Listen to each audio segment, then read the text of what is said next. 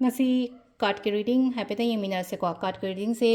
group 1 group 2 aina khaidok ke ko group 1 group 2 se aina khudop aina thame ko seda khudop ki nung harasne ko akoi gi pyrite ki khudop am lere ko seda aduga amana sunstone ki khudop am lere ko haidi pyrite and sunstone ko haidi sidagi ama khalase ko haidi group 1 am thang group 1 sina haidi pyrite and khalase group 2 sina pyrite ko adu sida leiri se haitare ko haidi present energy hai tare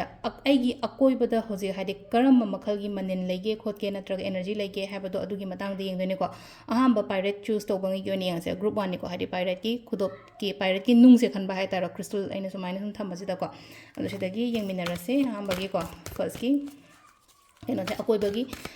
bagi energy na harase ne ko akoi gi aigi haje hoje legi ba akoi bagi energy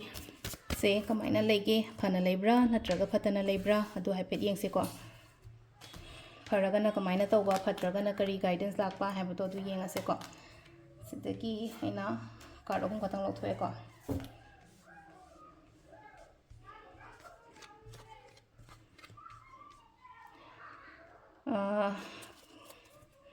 sida leise ko hadi yaragadi ko sida leise hadi thabak pudi khara yamam bayai ko hadi loinamak hai tarage isai than yamna waba khotpa dumaina ma oiri ko sida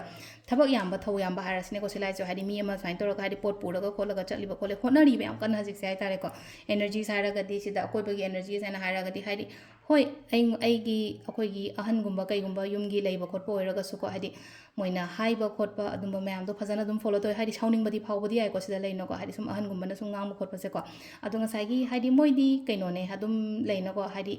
akoi gi parents ngang bane khotpa ne haina khandok piraga ko kadang phana khalaga aphaburom do ina pubiyo ba adunga sai gi hadi mi se loina matam da ahan daga su leina ko hadi ngangna ba yada ba ahan gumba su dum leiba yawina ko फजना यानब चलो Moina यानब चलो मोइदा थेमगा हादि अहन ओइरक खोटप लेनो को अयम अहन गुंबा लेरगदि हादि मोइदा फजना थेमबिरा खोटपिरगा को हादि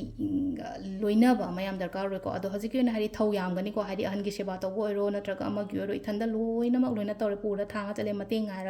कनामता एगी दमकता मतेंग तौबिनिंगाय लेतबा खोतबा दुमाइना गुंबा ओइना लेइसे को अदुगा अमरोम दसु दुम फसु दुम फगनि को फगनि हारगदि दुम एगी दमकता अफबा अनोबा के काला ओखोलो हाइबगी दुम बसु दुम लेरि को सिदा लेर को सिसिने कोइना अकोइ बगी एनर्जी साना अकोइ बगी एनर्जी जे खतंग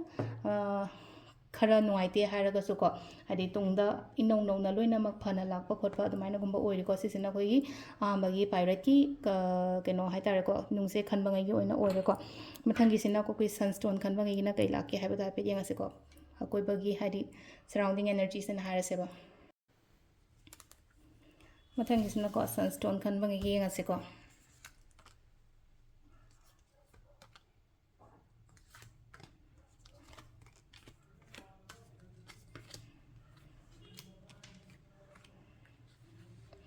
खितंग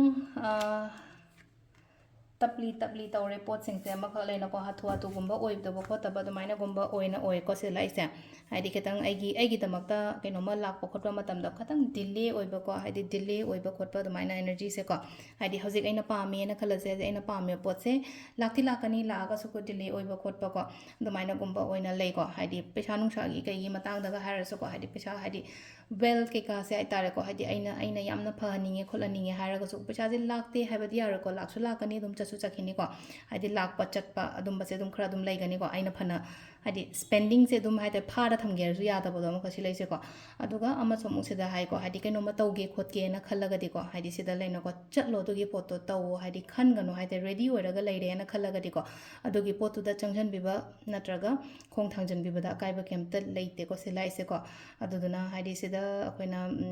सनस्टोन गी खनबा ओइना हारगदि ngaइबा खोटपा ओइरगदि खतंग हाइदि पोट अमा ngaइरगदि डिले ओइबा खरा म लैरे को डिले ओइबा से केम खनबिगनो दुम होटनाबियो फजन एगी तौगुम थोपो कोबम अदुम मयाम दो पैसा नुसा यार पैसा लाए चले दारी खतंग अइना कक्थबा तारे ना हाइदि एगी कोर्स तो ओइरो अमा दो ओइरो को अदगी अमना रेडी ओइरगा लै थबक से हाइदि को आई तौगे हाइना खल्लगदि पूरा हाइ तारे को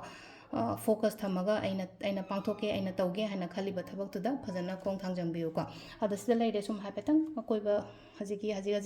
एगी एनर्जी साइड अकोइबगी लैरिबा एगी मनाक्ता लैरिबा एनर्जी साइड तारे को सिगी मतंगी को ट्रीटिंग ने को थैंक यू